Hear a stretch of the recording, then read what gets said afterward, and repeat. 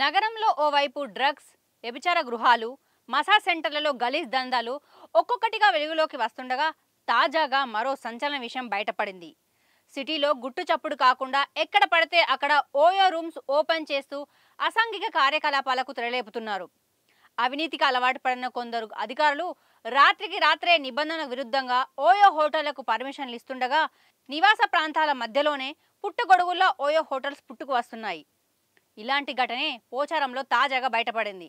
Pocharam municipality పరిధి అన్నోజిగూడలోని సంస్కృతి township పక్కనే ఉన్న గేటెడ్ కమ్యూనిటీ కాలనీలో ఓ ఇంటినే ఓయో రూమ్స్ గా మార్చి ఇళ్ల మధ్య గుట్టుగా వ్యభిచార గృహాలు నడుపుతున్న విషయం బయటపడింది.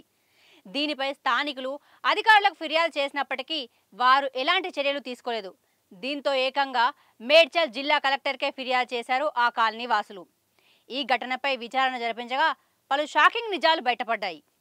కూకట్పల్లిలో నివాసం ఉంటున్న ఓ దంపతులు అన్నోజిగూడ సంస్కృతి టౌన్షిప్ సమీపంలో 2 భవనాలు నిర్మించారు.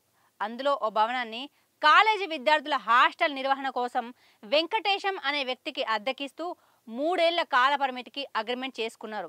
అయితే వెంకటేశం ముందుగా హాస్టల్ నిర్వహణ కోసం ఏర్పాట్లు చేయగా ఆ తర్వాత ఎలాంటి అనుమతులు లేకుండానే నిబంధనలు పాటించకుండా కాకతీయ గ్రాండ్ హోటల్ పేరుతో ఓయో రూమ్స్ను ఏర్పాటు చేశాడు.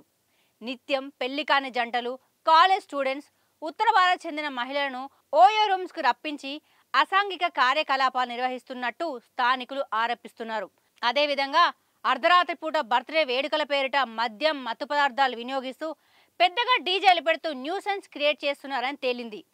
కలెక్టర్ ఆదేశాల మేరకు ఓయో భవనాన్ని సీజ్ చేసేందుకు అధికారులు వెళ్ళగా ఆ బిల్డింగ్ ఓనర్ మాత్రం ఓయో హోటల్ను తీసే ప్రసక్తే లేదని వార్నింగ్ ఇవ్వడం గమనార్హం.